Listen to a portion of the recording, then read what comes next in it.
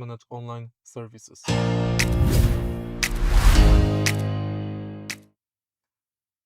Your car comes with a online services subscription. If the subscription is paid and you are using it, you've got access to constant internet.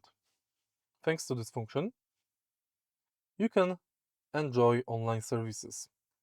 This car comes with apps pre-installed like Spotify, YouTube, TikTok, or Amazon. Simply enter the app to manage it. Of course, agree to global switch data, third-party online services, and then you can enter the apps.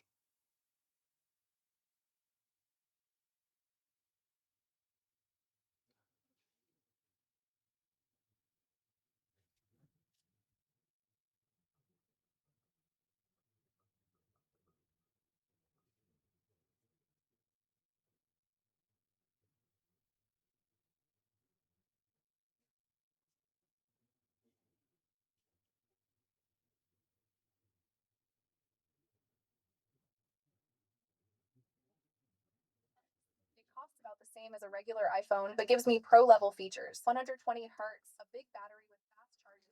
If you find this video helpful, please leave like, comment, and subscribe.